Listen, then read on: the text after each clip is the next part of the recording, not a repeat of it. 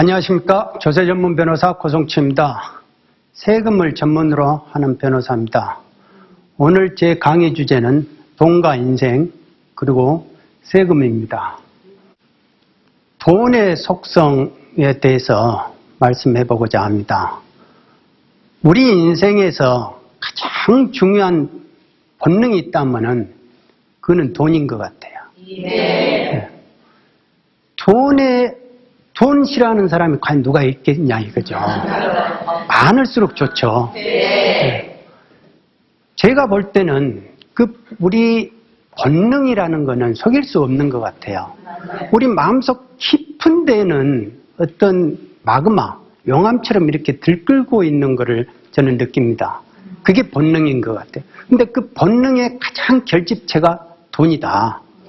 그러니까 돈을 가지고 싶고 돈을 많이 벌고 싶은 그 본능은 지울 수 없다 이겁니다. 아무리 좋은 말로 하고 돈은 그 속물이야 이런 말로 해가지고 지워질 수 있는 게 아니에요. 그러죠?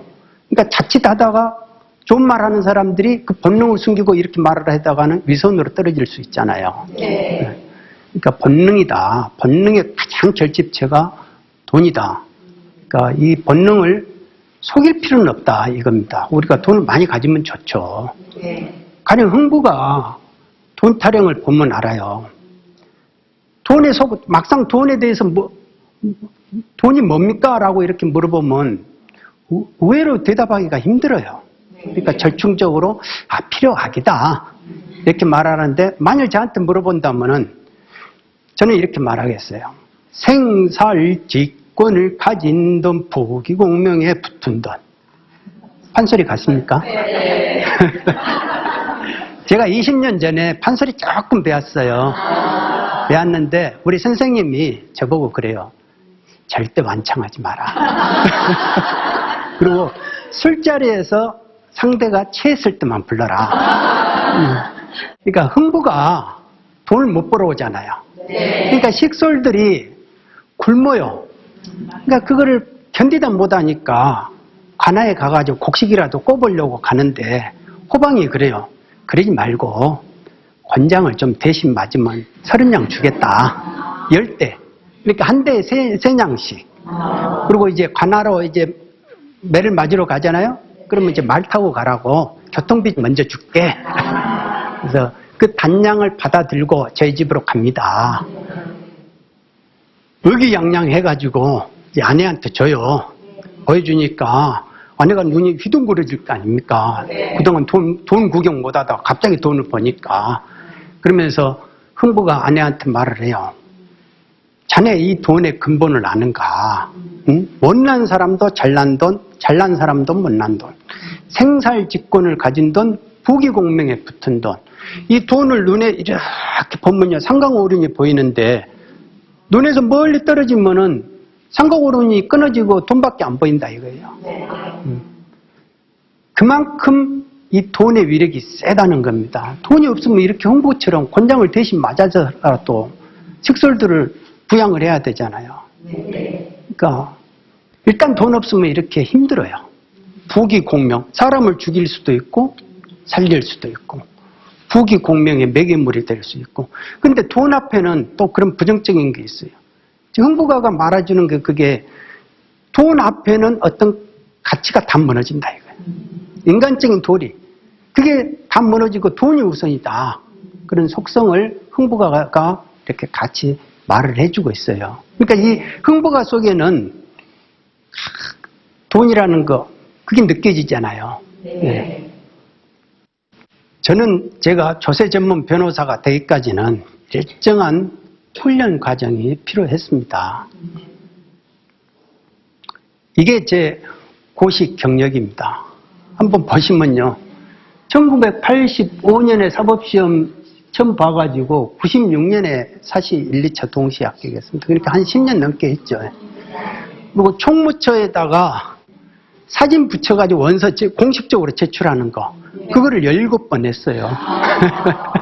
그러니까 아마도 저보다 이렇게 시험 경력 많은 사람은 없을 겁니다. 그러니까 제가 이렇게 그만큼 맹했다는 거 아닙니까? 네. 그러니까 그래도 좀 맹한 사람도 한 10년 하다 보면은 뭔가를 느끼겠더라고요. 그러니까 제 10년을 이렇게 보면은 세 단계로 나눠져요. 세 단계로 나눠지는데 첫 번째는 시험에 떨어져가지고 실망하던 단계. 극히 초보적인 거예요. 그러니까 무슨 시험 봐가지고 실망한다. 그건 아직도 갈 길이 많은 겁니다. 아직은 합격할 때가 안 돼요.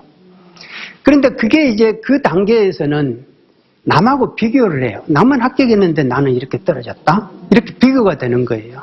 그러니까 비교지심은 꼭 자굴지심이다. 남하고 비교하는 순간 즉시 자기 열등감으로 가버려요. 그 마음의 그 흐름이 참 희한해요. 공식 같아요. 그러면 그 열등감이 극복을 못하면 어떻게 됩니까? 자살로 갑니다. 그러니까 보통 자살하는 사람이 그 단계에서 자살한다. 저는 그렇게 생각합니다. 그런데 저도 자살의 충동이 많았죠. 아침에 일어나면 잠잘 때 그냥 이 상태에서 죽었으면 아침에 일어나면 또 이게 또 고통스러운 또 그거를 반복해야 되잖아요. 그러니까 대안이 있었으면 제가 뭐 딴 거 있죠. 근데 대안이 없어요. 요즘 젊은 사람들 같이 저 85년 그때만 해도 저도 대안이 없었어요. 그러니까 85년이나 지금 2018년이나 세상에 다 똑같다 이거예요. 지금 오히려 더 좋아져야 되는데 경쟁의 도구는 더 높아져가지고 젊은 사람들이 너무 힘들다. 야, 이 못난 현실을 내가 거부하고 싶어도 거부가 안 되는 거예요. 그러니까 이거를 그대로 받아들이자. 그러니까 그 받아들이자 그 마음을 탁 먹는 순간에 그동안 열등감으로 가득 찼던 나를 괴롭혔던 그런 것이 신기루처럼 한순간에 없어져 버리는 거예요. 그거 참 묘하더라고요. 그래서 그 다음 단계로 넘어갔는데 이제 그 다음 단계는 뭐냐면 나는 열심히 하는데 왜 이렇게 내 인생은 꼬일까? 도대체 그 원인이 뭘까? 그 원인을 알고 싶더라고요. 내가. 내 인생이 꼬이는 원인이 도대체 그러니까 밖에서는 안 찾는 거예요. 이제 나한테 뭔가가 원인이 있다. 그런데 그걸 알기가 힘들어요. 그러니까 누구한테 가서 뭐 물어보기라도 뭐를 이렇게 기도하면 좋다고 하면 다 할 건 해봤어요. 왜? 좋다 하니까. 부정할 것이 없잖아요. 그런데 결국은 이제 제가 그 원인을 알았어요. 알고 나서는 그 다음 단계로 넘어가는데 어떤 경쟁으로부터 해방감 그런 걸 느끼게 되더라. 그 해방감이라는 게 그래서 사람들이 시원하다고 그러구나. 그 느낌이 있더라고요. 그 단계에서 제가 96년 1, 2차 동시 합격을 했다. 네. 그러니까 이렇게 좀 간략하게 말씀드리고 그 다음에 넘어가겠습니다. 그러고 나서 제가 변호사 돼가지고 감사원을 들어갔습니다. 감사원을 들어간 이유는 행정을 해야 이렇게 크게 보겠다. 왜냐하면 제가 검찰 시보, 법원 시보를 해보니까 여기서는 내가 할 일이 아니다. 그런 생각이 들더라고요. 그런데 행정을 가기를 참 잘했어요. 제가 거기 가서 감사원에서 금융기관을 담당을 했거든요. 그러다 보니까 우리나라 외환위기가 왜 왔는지 1998년에 우리가 IMF 왔잖아요. 네. 그 이유를 제가 알게 된 거예요. 제가 직접 공적자금 감사를 하니까 저 나름대로 결론을 내린 게 뭐냐면 규정 따로 관행 따로입니다. 규정은 이렇게 있는데요. 관행은 이거예요. 근데 세상 사람들이 전부 다 그 담당하는 사람들이 이 관행을 원칙으로 생각해 버리는 거예요. 그러면 규정이 이렇게, 규정하고 관행이 이렇게 있으면 이렇게 점점 내려오잖아요. 이 간격이 크잖아요. 이게 다 모랄 해저드입니다. 그러면 이게 이 모랄 해저드는 뭐죠? 국가 돈이 누수되는 거예요. 우리는 세금을 내는데 국가 돈은 또 누수가 돼가지고 그 국가 돈을 또 빼먹는 사람들이 존재하더라 이겁니다. 그러니까 제가 그런 구조적인 과정을 전체적으로 거시적으로 볼 수 있는 계기가 주어졌다. 그래서 제가 금융 쪽으로는 돈에 대해서 어떻게 돌아간다, 국가 돈을 어떻게 빼먹는다 이런 거를 감사를 통해서 제가 그 경험을 통해서 알게 됐습니다. 그러고 나서 저는 이제 산업은행 감사를 끝나고 제가 스스로 사표를 냈어요. 제발 좀 받아달라. 이렇게 하면서 감사원을 나왔습니다. 감사원을 나오게 된 계기는 전 나름대로 A가 내 영역이 아니다. 내가 열심히 일을 하면은 능력을 발휘하면 누군가가 또 징계를 당해요. 그러잖아요. 칼 들고 다니는 직업이다 보니까. 그러니까 윗사람이 나가면 되는데 그 조직이라는 게 다 그러잖아요. 과부가 걸려가지고 밑으로 가요. 그러니까 밑에 직원이 나가야 된다. 그러니까 마음이 감사를 해가지고 감사건을 딱 잡았을 때는 그렇게 희열을 느끼거든요. 그래서 하룻밤에 밤을 새요. 그러면 감사건이 제대로 잡힌 거거든요. 근데 그 다음에는 이제 마음이 아프기 시작합니다. 그러니까 저도 이제 저런 고시 공부를 안 했다면은 당연히 그걸로 가지고 내가 능력 발휘했다고 우쭐하고 그러겠죠. 근데 제가 저런 고시 공부 과정이 있었기 때문에 이거는 내가 할 일이 아니다라고 생각을 하니까 스스로 나왔는데 대책 없이 나왔어요. 무작정. 사표 써주라. 사표 받아달라. 사정해서 나왔다니까. 그러다 보니까 대책 없이 나왔는데 우리 애기가 이제 막 태어나가지고 돌도 안 돼가지고 엉금엉금 기어다닌단 말입니다. 그런데 그 애기를 이렇게 보니까 쟤도 20년 뒤면 이제 20대가 돼가지고 또 경쟁에서 시달리겠구나. 그렇게 생각하니까 마음이 아파요. 그러니까 또 나의 어리석음을 또 반복할 수 있겠다. 그러니까는 어떻게 됩니까? 제 흔적이라도 남기고 싶었어요. 그 애를 위해서. 그리고 아버지라는 존재는 있잖아요. 자식들한테는 잊혀지는 존재잖아요. 그러니까 아기를 낳고 보니까 우리 아버지가 그렇게 고생하셨구나. 그런 거를 알게 되는데, 그래서 아버지 존재감이라도 좀 흔적이라도 남기고 싶은 마음에 글을 썼죠. 글을 쓴 게 이제 그게 갑진실패 소중한 발견인데, 처음에는 이제 뭐 그게 글이냐 이렇게 핀잔도 받았지만 계속 고치고 한 수백 번 고친 것 같아요. 그러니까 이제 결국은 사람들한테 어떤 감동을 주는 그런 글이 됐다. 그런 평을 들었어요. 근데 그 책을 봤던 어떤 공무원이 저를 이렇게 서울청 법무과장 이 자리로 좀 유도를 해줬습니다. 그러니까 뭐냐면 이쪽에서 국세청에서 최초로 법무과장 개방직 자리를 최초로 내놨어요. 국세청에서. 그래서 제가 여기에 가서 면접을 하고 그렇게 해서 법무과장을 하게 된 겁니다. 그러니까 변호사로서는 제가 그 국세청에 처음으로 법무과장을 한 사람입니다.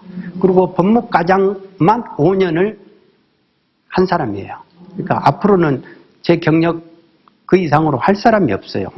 그러니까 이제는 그 변호사가 이 자리를 못 갑니다. 그러니까 저한테는 참 소중한 경험이었습니다. 이때 제 모습이었습니다. 지금하고 많이 다르죠. 저는 이때 참 너무 해피했어요. 행복했어요. 국세청은요, 제가 열심히만 하면요, 누군가가 억울한 사람이 구제돼요. 그러잖아요. 그러니까 새벽에 5시에 와가지고 11시에 퇴근하고 이거를 1, 2년을 해도 지치지가 않았어요. 너무 재밌었어요. 왜냐하면 실력이 있어야 남을 구제를 할 거 아닙니까? 그러죠. 지금 봐도 참 좋았던 시절. 그래서 제가 열심히 일을 한 그 결과 지금 현재 조세 불복 제도, 그러니까 가세처분이 잘못됐어요. 억울합니다. 라고 이렇게 하면은 그 불복을 하게끔 돼 있어요. 그걸 보고 이제 조세 불복이라 하거든요. 그러면 지금 현재 진행되고 있는 그 모든 조세 불복 제도의 근간이 제가 법무과장으로 있었던 우리 법무과에서 다 기한이 되고 활성화를 시켰다. 네? 권익구제를 위해서 우리가 일을 한 게 상당히 많다 이겁니다. 저만 한 게 아니고 우리 법무과 직원들이 다 이렇게 같이 일을 해줬다. 가령 예를 들면 의견인술권 제도 있잖아요. 그러면 불복회의에 와가지고 자기가 의견을 진술하고 싶은데 그 당시에는 권리가 있음에도 불구하고 아니 뭐 하려고 와? 뭐 이런 식으로 했거든요. 근데 그게 아니에요. 지금은 전부 다 와가지고 의견 진술을 안 하는 사람이 없어요. 그러니까 모든 조세 불복 제도에서 저게 다 지금 활성화가 되어 있습니다. 그리고 불복 처리 기한 준수 같은 경우는 법으로 정해져 있어요. 며칠 내에 하라고. 그런데 어떤 사람은 뭐 1년이 지나도 안 하고 막 이러잖아요. 자기 마음대로 하면 안 되잖아요. 그러니까 그리고 불복을 했으면 빨리빨리 해줘야 되는 거 아닙니까? 우리 소송도 그래요. 우리 소송 저도 이제 조세범 변호사님 소송하면 도대체 언제 끝날지 모르겠어요. 그러면 안 된다. 저는. 그리고 세 번째는 저게 사전 답변제도. 그러니까 내가 뭐를 주장을 했는데 내 주장이 얼마만큼 반영이 됐는지 알 수가 없잖아요. 그러니까 처분청 주장만 가세처분 정당하다 이 주장만 잔뜩 써놓고 정고인 주장은 요만큼만 써놓으면 안 되잖아요. 실제 제가 저런 거를 그러면 안 되지 않느냐라고 해서 저거를 이제 우리가 좀 더 무기 대등의 원칙이니까 똑같이 써주고 객관적으로 해줘야죠. 그리고 지금은 이제 법령화가 돼가지고 아예 이제 그 처분청 의견서를 보내주게끔 돼 있어요. 그리고 세무대리인 실명화 제도 이런 거는 있잖아요. 예전에는 세무대리인이 아님에도 불구하고 와가지고 어떤 사무장들이 이렇게 불복대리를 하는 겁니다. 그러면은 그게 불복대리를 납세자 권익을 위해서 얼만큼 하겠어요? 그러니까 그러면 안 된다 이거죠. 저런 식의 관행이 있었다 이겁니다. 그러니까 그런 관행이 무너진 겁니다. 그 관행이 무너질 때는 반발이 심했겠죠. 어마어마하게 심했습니다. 그런데 지금은 저렇게 안 하면 다 감사를 해요. 이제는 오히려 국세청이 스스로가. 그리고 이제 국세행정 실명제도라는 거는 저거는 이제 내가 과세를 했는데 불복하세요. 뭐 불복해서 지든 내가 이제 과세 처분이 취소되든 안 되든 내가 그거 신경 안 쓸게. 그러고 나서 자기는 과세해 넣어가지고 그걸 실적으로 해가지고 승진하면 안 되죠. 남한테는 고통을 줘놓고 그러잖아요. 그러니까 떳떳하게 자기 실명을 대고 해라. 책임을 지어라. 라는 식의 이제 그런 제도 개선인데 그게 상당히 또 부담이 됐겠죠. 반발을 했겠죠. 그렇지만 저게 이제 국세청에서도 정착을 하고 했습니다. 그러니까 이런 식으로 점점 실명화가 되는 거예요. 마찬가지로 우리 검사들도 그렇게 해야 되는 거예요. 감사도 어떤 사정기관의 모든 거는 국민한테 권익을 침해하는 거거든요. 그러니까 잘못되면 안 된다 이겁니다. 그렇게 되면 자기가 그만한 일을 한 거에 대해서 책임을 져야 된다. 그거를 생각으로 이제 말을 한 건데, 그러면 이제 담당자들 입장에서는, 공무원들 입장에서는, 야, 전쟁 나가는 사람이 창칼 다 뺏어놓고 그러면 어떻게 전쟁하라는 말이냐, 막 이런 식으로 볼멘 소리를 하죠. 네? 그러니까 거기서 이제 균형점을 맞추는 건데, 그래도 제가 이제 그런 부분에서 문제 제기를 해서 이렇게 정도까지 왔습니다. 제가 국세청 5년 하고 나올 때 과세 처분을 이제 불복을 하잖아요. 그럼 그거를 저희 법무과에서 다 했거든요. 이의신청을. 그래서 그 과세 처분이 취소시키는 거를 인용이라고 그래요. 그러니까 그 인용률이 얼마냐 내가 한번 물어봤더니 49.5%래요. 그러니까 나는 그런 말을 들었어요. 그 통계 담당한테. 49.5%면 앞으로 국세청 역사에서 그런 그 통계 안 나옵니다. 그렇지만 그렇게 많이 했어도 윗분들한테 제가 의심을 당해본 적이 없어요. 그러니까 어떤 달은 결제하러 가면은 이 달은 왜 이렇게 높아? 그러면 이렇게 보면 90%예요. 그러니까 저는 그 인용률 자체를 보지를 않고 사람 이름도 보지도 않고 그게 100만 원인지 100억인지 이런 액수를 보지를 않는다 이거예요. 그냥 우리는 법리에 따라서만 하는 거예요. 사심 없이 하는 겁니다. 그러면 사심 없이 하다 보면 그게 불복 인용률이 높아질 수도 있고 낮을 수도 있고요. 그러지 않습니까? 근데 만일 저거를 인용률을 우리가 25%로 맞춰서만 하자. 이렇게 하면 안 되죠. 그러니까 저는 그런 부분에서 원 없이 일을 했다. 왜냐하면 이분들이 제가 이제 사심 없다는 걸 인정을 해주니까 간섭을 안 해요. 저를 믿어주니까. 그러니까 얼마든지 일하니까 너무 해피하잖아요. 네. 그런데 이제 이거를 시기하는 사람들이 있어요. 저 사람은 돈을 먹고 사건을 인용을 해주는 갑다. 근데 그런 사람들이 내가 볼 때는 오히려 돈 먹은 것 같아요. 저는 이제 국세청을 나오자마자 이제 이런 경험을 최초로 했기 때문에 저 사람은 돈을 많이 벌 거야. 저 사람을 데려간 어떤 법무법인은 돈을 많이 벌 거야. 또 뭐 이런 식으로 말을 했거든요. 그런데 저보고 이제 국세청장님이 국장 자리가 있으니까 그거 지원해라 라고 했는데 저는 그냥 나가겠습니다 라고 했거든요. 그러니까 너무 우아하게 생각하시는 거예요. 그런데 저는 제 마음의 고향으로 이제 가고 싶은 그런 게 너무 많았어요. 이 마음속에서 그런 울림이 있었어요. 그래서 내가 이제 공직은 이걸로 다 했다. 내가 역할은 했다라고 생각하면서 저는 마음의 소리에 따라서 움직이겠다. 네? 조세법서를 제가 다 적었어요. 21세기인데도 우리나라가 법서가 없다는 게 말이 됩니까? 세금 분야에, 세법 분야에 법서가 없어요. 그러니까 도대체 근거가 뭡니까? 라고 하면 옆에 사람들이 그러던데요. 우리 세무공무원도 그랬다니요. 법무과장한테 직원이 결제받을 때 그런 말을 할 정도였다 이겁니다. 그러니까 솔직히 뭐가 뭔지를 몰라요.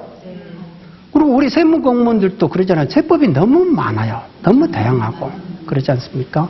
그리고 부서가 틀리면 더 틀려요. 그러다 보니까 다 그런 애로가 있는데, 아니 세무공무원이 모르는데 밖에 사람이 어떻게 합니까?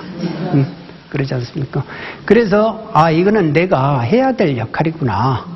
100년 안에 나 같은 사람이 또 이렇게 안 적어주면은 이것도 법서 못 나온다. 그것도 케이스 사례집이 없어요. 그래서 저는 산에 들어가가지고 처음 다가 그 각 세법별로 케이스 사례집을 만들어 본 거예요. 근데 그거를 새로 만든 게 아니고 제가 5년 동안 업무하면서 이렇게 다 분석하고 정해놓은 그 내용을 책으로 전환시키는 그 과정이 한 반년 이상 들었다. 근데 그때 제가 몸을 많이 상하겠습니다. 이때거든요. 저 모가나무 기둥이거든요. 한 250년 됐다고 하는데 저렇게 비 올 때면은 저 더 상념이 잡혀요. 그러면서 내가 이게 잘한 짓인지 내가 미친 짓 하는 거 아닌지 갈등이 있는데, 내가 이거를 안 쓰면 이때, 그리고 지금 이때 내가 책을 안 쓰면 저도 1년 지나면 잊어먹을 거 아닙니까? 그리고 그 열정이 식어요. 그러니까 제가 생각해봐도 그때가 딱 최적이었다. 그 생각은 합니다, 지금도. 저렇게 골방에서 이렇게 아직도 그 연기 냄새가 구수하게 납니다. 네. 다 추억입니다.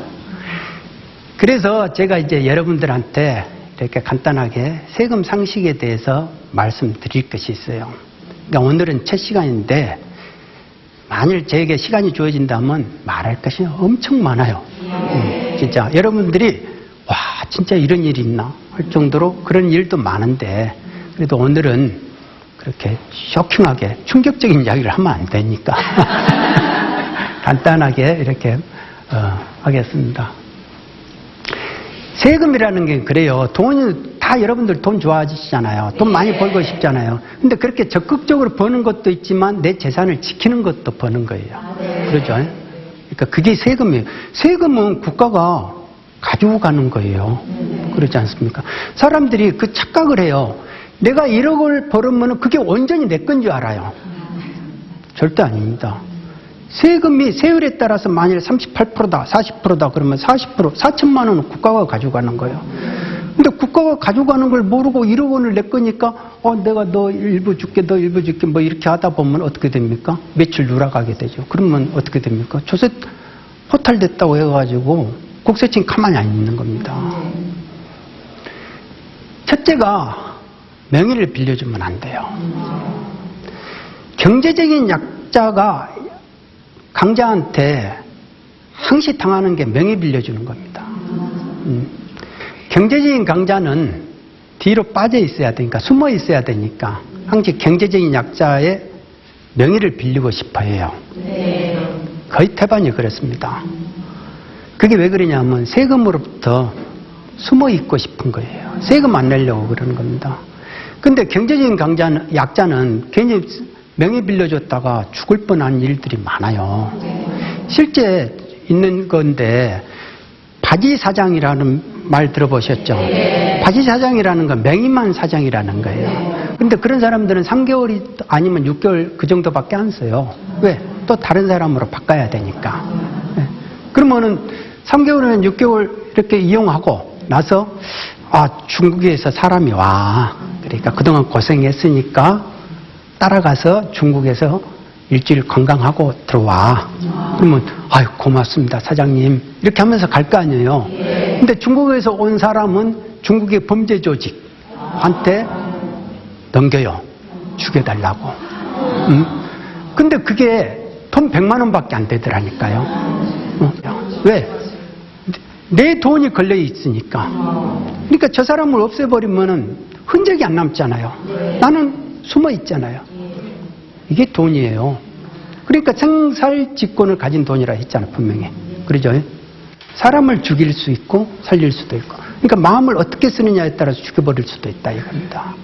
그리고 명예신탁 증여유죄라는 게 있어요. 저게 이제 직장인들한테 요즘 많이 생기는데 실제 있었던 이야기를 해드리면은 31살 된 대구에서 이제 직장 다니는 사람인데 저를 찾아왔어요. 근데 1심까지 져가지고 찾아왔단 말입니다. 그게 뭐냐면은 회사에 들어갔는데 요즘 직장 찾기 힘들잖아요. 그러니까 어렵사리에 들어갔는데 직장에 들어가가지고 신입 직원들을 부르더래요. 몇 개월 만에. 그러면서 총무과장이라는 사람이 야, 회사가 너희들한테 이 정도 해줬으면 너희들도 회사에 뭐를 좀 해줘야 되는 거 아니니? 하면서 증권회사를 가가지고 야, 너희들 명의로 좀 증권계좌 좀 털어 하더라는 거예요. 명의를 빌려주는 거를 누가 선뜻 좋아를 하겠어요. 근데 싫은데요. 이렇게 하면은 만약 안 빌려주면 어째요? 그러면 안 좋겠지. 그러면 어떻게 들어간 직장인데 그래서 별일 없겠지 하면서 명의를 이제 증권 계좌를 터요. 그런데 회사 사장이 그 신입 직원들의 명의를 계좌를 가지고 주가 조작을 해버린 겁니다. 그러면 가령 이제 내 명의를 빌렸죠. 내 계좌를 가지고 10억 원이 왔다 갔다 한 겁니다. 그러면 그걸 보고 이제 차명 주식, 명의신탁 주식이라고 그래요. 나는 명의를 빌려줬기 때문에 수탁자고 명의를 빌려간 회사 사장은 신탁자가 돼요. 그런 걸 보고 이제 명의신탁 주식이라 하는데 이거를 세금을 안 내려고 이런 짓을 하니까 아예 세법에다가 어떻게 해버렸냐면 과태료만 때리면 되는데 아예 세금으로 때리게끔 해놔버렸어요. 증여세로. 그러면은 10억 원이 왔다 갔다 했으면 내 명의로 10억 원이 있다. 그러면 그게 증여다 이거예요. 나한테. 그래서 그 세율이 보통 40% 50% 이렇게 되면은 나한테 몇억 원의 세금을 때려버리는 겁니다. 실제로 3, 4억씩 나간 거예요. 신입 직원들한테. 아니 그러면 내가 지금 월급 몇백만 원 받아가지고 그 평생 어떻게 갚냐 이거예요. 그러니까 약혼녀가 있었는데 평생에 그러면 빚쟁이가 되는 거 아니에요. 체납자로서. 그래서 가거라. 그래서 약혼도 못하고 결혼도 못하고 그리고 자기는 이 굴레에서 어떻게 벗어나고 싶어서 안 내면요. 체납자가 되고 안 내면 그거를 압류를 해버립니다. 그러니까 우리나라를 떠버리고 싶은 마음에 간절했는데 그 사람이 이제 1심에서 져가지고 왔는데 제가 이제 그거를 3심까지 변호사를 선임했으니까 그걸 내가 해줄 수는 없다. 그렇지만 이런 부분을 주장을 해라. 왜? 회사 사장의 주가 조작하는 걸 내가 어떻게 알았니? 이런 식으로 해서 이런 식으로 주장하면 될 것 같다.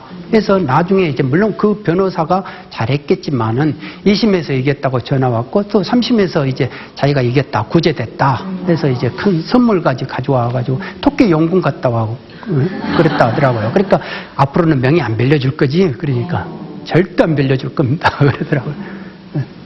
그래서 명의를 항시 조심해야 된다. 그리고 세금은 국가가 이기는 게임이에요. 사람들이 이제 돈을 버는 사람들이 좀 영리하잖아요. 영리하지 않으면은 좀 순둥이들이 어떻게 돈을 벌어요? 다 재주가 있는 사람들이 돈을 벌거든. 그런데 그런 사람들이 씨 굽고 나중에 이제 죽어서 염라당한테 가가지고 하는 말이 있어요. 아, 내가 국세청 많이 속여먹었지. 생전에. 네? 그러면서 세금 안 냈다고 막 자랑을 하는 거예요. 그런데 그 사람이 세금 안 냈던 거는 있잖아요. 그 이상으로 상속인들한테 다 부과가 되는 겁니다. 그게 세금이에요. 왜냐하면 국세청은요, 생전에는 세금이라는 건 생전에 소득세, 증여세 뭐 이런 거고 죽어서는 상속세예요.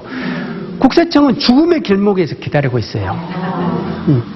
죽음에서 길목에서 다 기다리고 있으면 생전에 그 사람이 조세를 안 내고 세금을 안 내고 그 사람을 쫓아다닐 시간이 없어요. 인력도 별로 없고 납세자는 수천만 명인데 어떻게 쫓아다녀요.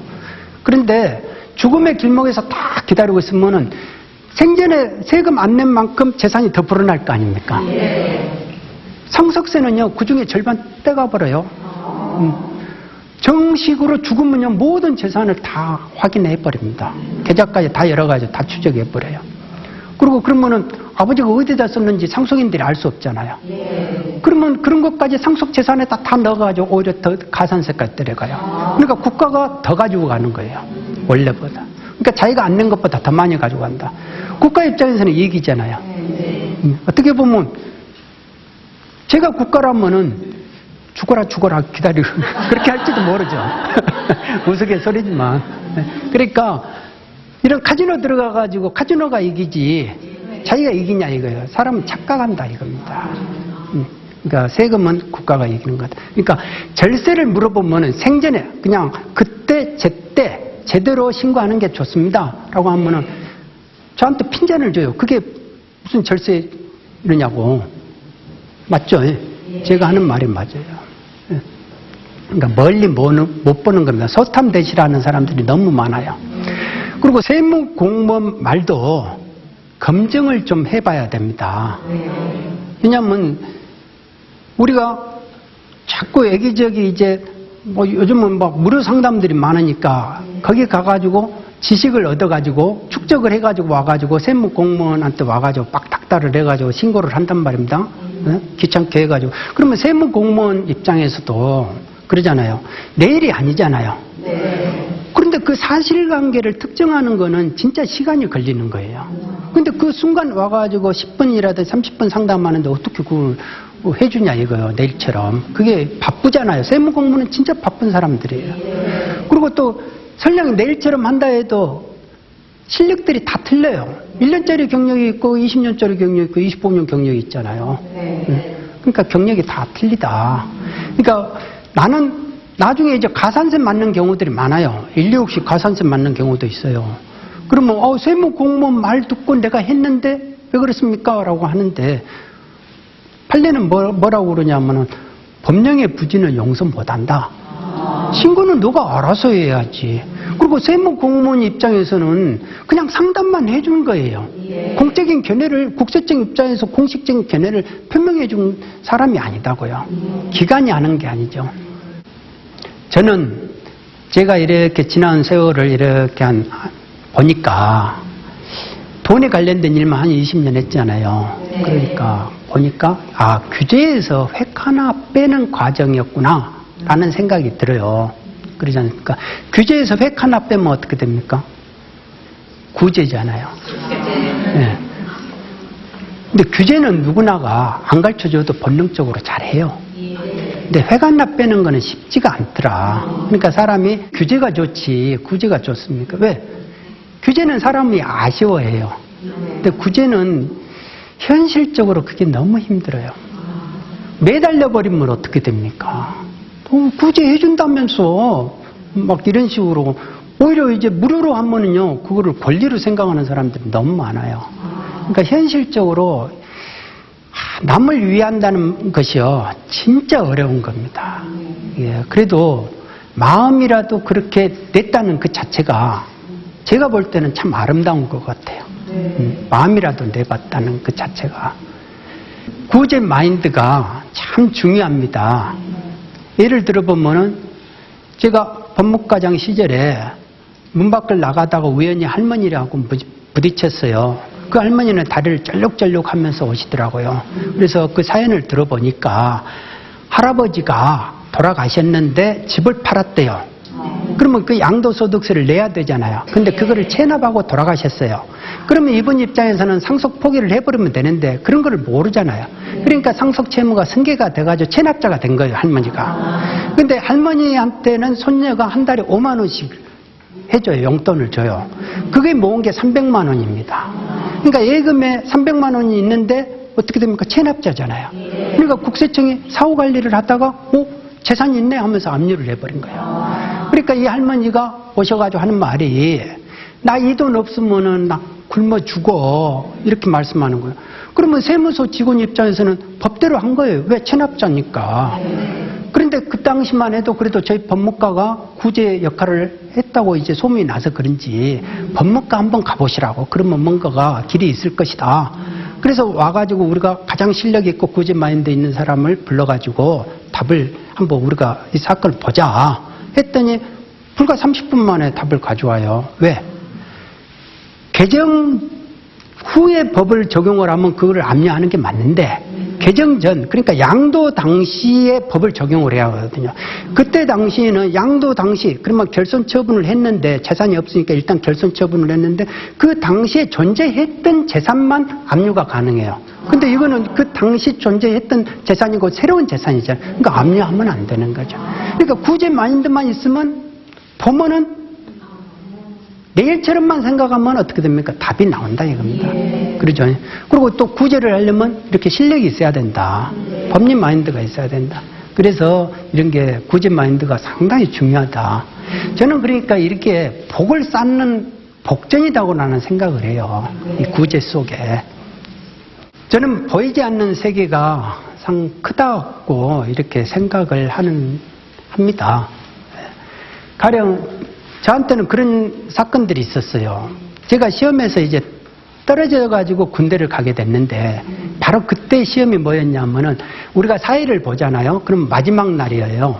형법을 보는데, 작물의 개념에 대해서 우리가 다 그 시험 문제가 나올 줄 알고 달달달 외웠어요. 외웠는데, 시험 이제 감독관이 막 들어오셔가지고 개념 문제가 하나가 뭐가 있을까 했더니 재물의 개념이 하나 더 있더라고요. 그래가지고 그거를 10분 동안에 얼른 봤어요. 봤는데 이제 문제가 이렇게 두루마기가 이렇게 펼쳐지는 겁니다. 재물의 개념이 나온 거예요. 이야, 다른 사람들은 이제 못 쓰겠구나. 나는 쓰겠다. 얼른 쓴 거예요. 얼른 쓰니까 잘 썼잖아요. 그러니까 10분 전에 빨리 나갔죠. 잘 쓰고. 그러고 나서 이제 화장실 가서 친구가 저보고 그러는 거예요. 네가 찍어준 문제 다 나왔다? 작물의 개념하고? 작물의 개념 아닌데? 재물의 개념인데? 아니야. 작물의 개념. 등골이 오싹한 거예요. 아니, 얼른 가가지고 뒷문 열어보고 이렇게 봤더니 작물의 개념. 아니, 나는 분명히 문제를 한 서너 번을 확인했다고 이렇게 했는데 어떻게 해서 그게 작물이 재물로 보이냐. 그 한문이 전혀 틀리는데 그러지 않습니까? 그렇게 해가지고 떨어졌고요. 헛것을 보여가지고. 또 시험에 합격할 때는 막 1차 시험장인데 이쪽으로 들어가 보니까 오른쪽 대각선으로 누가 앉아있어요. 근데 그 사람이 다리를 떠는데 오른발을 떨면 되는데 왼발을 떨고 있어요. 그러니까 이렇게 해가지고 안 보려고 했는데 신경이 쓰이잖아요. 그러니까 제가 이제 최대한 공손한 말투로 좀 다리 떨지 말아달라고 하니까 흔쾌히 받아주더라고요. 그런데 그렇게 해서 1교시 잘 봤어요. 그런데 2교시가 되는데 이제 OMR 답안지라고 이렇게 사인펜으로 이렇게 동그란 거 이렇게 적는 거 있잖아요. 그래서 국제사법을 선택했기 때문에 국제사법을 다 적었는데 그 사람이 나만 쳐다보고 있는 거예요, 또. 아니, 오전에는 다리 떨더니 오후에는 왜 저렇게 근데 그분이 하는 말이 국제법 선택했어요? 그러더라고. 아닌데, 국제법 선택했군. 아니, 지금도 생각하는 게 아무리 시력이 5.0이어도 그게 보이냐 이거예요. 이 많은 동그라미가. 그분 때문에 제가 합격했어요. 그때 1, 2차 동시에 합격했잖아요. 그러면 이런 일을 겪고 나면은 사람이 내 의지만, 내 노력으로 뭐든지 다 일이 되겠다 이렇게 생각할 사람이 누가 있겠느냐 이거. 그러죠. 그러니까 저는 합격을 너무 의식할 때, 내가 잘 된다는 거에 너무 집착을 할 때, 올해 합격 안 하면 내 인생이 망가지는데, 이런 식으로 할 때는 헛것이 보였더라 이거예요. 근데 그것이 나를 실패하게끔, 인생을 꼬이게끔 한 원이다. 내 잘 되고자 하는. 근데 잘 된다, 못 된다, 그 개념이 있냐 이거예요. 내가 보니까 이게 손에 잡히는 개념도 아니고, 그게, 잘 된다는 기준이 뭡니까 하면은, 말할 수가 없어요. 다. 왜? 상대적이니까. 그거를 절대적으로 내가 생각을 했다는 겁니다. 그러니까 합격을 못할 수밖에 없잖아요. 근데 그거를 착각이구나. 그러니까 내가 잘 된다 못 된다는 이 개념으로 벗어나서 내가 잘 살아야 되겠구나. 잘 되기보다는 잘 살아야. 그 생각 딱 드니까 어떻게 됩니까?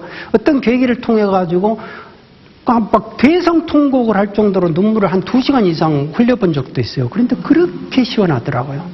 그리고 또 거기서 이렇게 하니까 어떤 내가 그동안 경쟁 의식으로 이렇게 찐딱찐딱하게 붙어있던 그런 것이 이렇게 딱 양파껍질 벗겨지듯이 탁 떨어지는 그런 느낌이 있더라고요. 그래서 제가 그 경쟁으로부터 해방감이라 그 시원함이 분명히 있었어요. 그러다 보니까 책 속에 있는 내용들이 전부 다 이제 내일처럼 보이는 거예요. 예전에는 행정처분에 위법성을 논하라 하면 위법성만 잔뜩 논하고 구제를 안 했는데 이제는 전부 다 내일처럼 느껴지니까 이거를 어떻게 구제할까? 그러니까 합격하게 되는 거죠. 네. 이게 추사 김정희 선생이 말년에 썼던 불계 공졸이라는 낙관이에요. 잘되고 못되고를 가리지 않는다. 추사 김정희 선생도 나만 우월하다고 이렇게 생각하던 때가 있었어요. 39살 때까지 2조 참판을 했어요. 잘 나간 분이죠. 그런데 40대에 이제 풍상을 겪게 됩니다. 어느 세력가에 이제 그 편이 안 되니까 모함을 받아요. 그리고 제주도로 위배를 가는데, 제주도로 위배를 가는 도중에도 해남 대흥사를 들려가지고 당대 명필인 이강사의 현판을 보고, 저거는 글도 아니야. 내가 내 글을 써줄 테니까 현판을 달아라. 그 정도로 자만심이 강했죠. 근데 제주도에서 9년 동안 유배를 끝나고 올라오면서 그 해남 대흥사를 들립니다. 내가 잘못 봤다. 내 글을 내리고 다시 올려라. 그만큼 풍상을 겪으면서 그 암환심이 녹은 거죠. 그러면서 저 불계 공졸, 잘되고 못되고를 구별하지 않는다. 가리지 않는다. 저게 보니까 인격이 성숙된 거잖아요. 그러니까 그 인격이 성숙이 되니까 결국은 어떻게 됩니까? 예술로 승화가 되는 거예요. 그게 추사체 아닙니까? 저 단계에서 나왔던 작품이 추사체라고 그럽니다. 그러니까 우리가 역사를 통해 가지고 이렇게 수백 년이 지나도 그분의 삶의 향기를 좋아하는 거죠.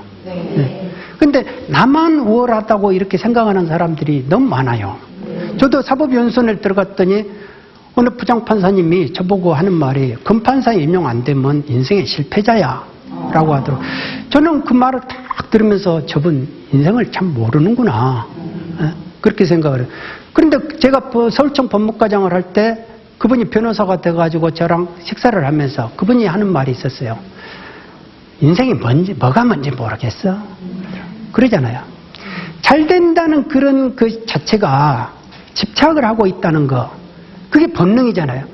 그러니까 그런 본능에 충실한 사람들은 어떻게 됩니까? 우리 본능의 결정체가 뭐라 했죠? 돈이라 했잖아요.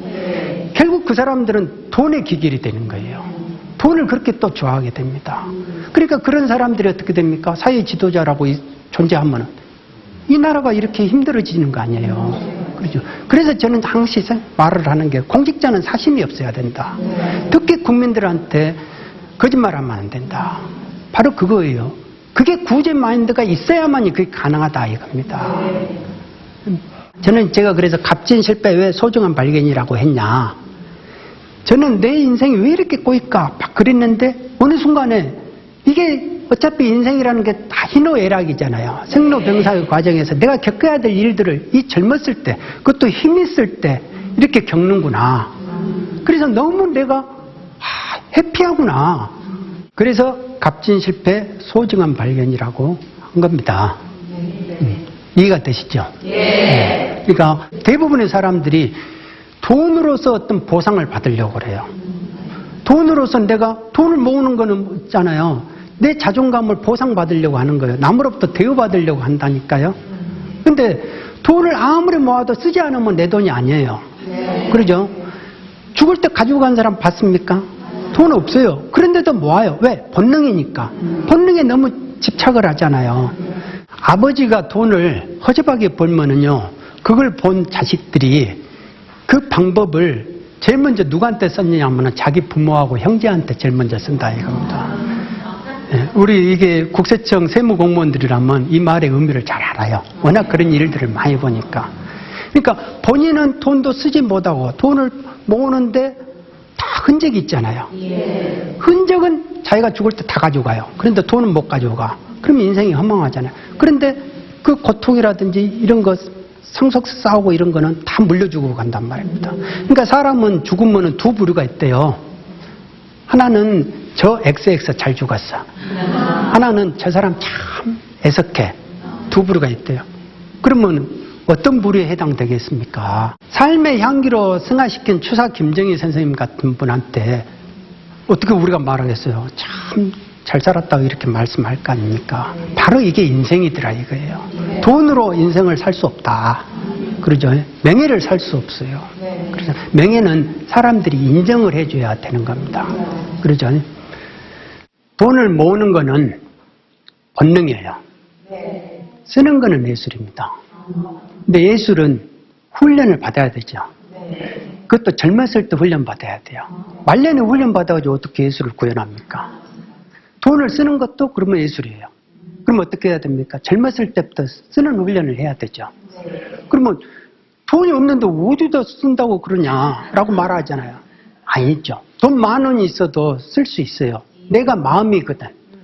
마음을 쓸 수 있잖아요. 내가 남한테 밥 얻어먹었으면 내가 사줄 수 있잖아요. 그리고 말 한마디라도 부드러운 말 한마디 할 수 있잖아요. 또 미소 한 자락 해줄 수, 날려줄 수 있잖아요. 그러니까 이게 쓰는 훈련이다. 이렇게 쓰는 훈련을 해야 나중에 내가 돈을 벌어도 쓰게 된다 이거예요. 아까 같이 어떻게 됩니까? 허망한 쓰지도 못하고 고통만 남겨주고 내 흔적은 다 가지고 가고 죽고 나서 저 XX 이렇게 하면 안 되잖아요. 자, 결론적으로는 돈이라는 게 우리가 행복을 위해서 벌잖아요. 네. 근데 자칫하다가 주객이 전도되면 안 되잖아요. 그러죠. 그래서 돈을 버는 것도 다 내 행복을 위한 거니까 내 삶을 이렇게 예술로, 예술같이 승화했으면 좋겠다. 이겁니다. 그래서 오늘 제 주제는 모두가, 여러분들 모두가 인생이 이렇게 삶을 예술로 승화할 수 있는 그런 인생을 살았으면 해서 이렇게 강의를 했습니다. 여러분들 감사합니다.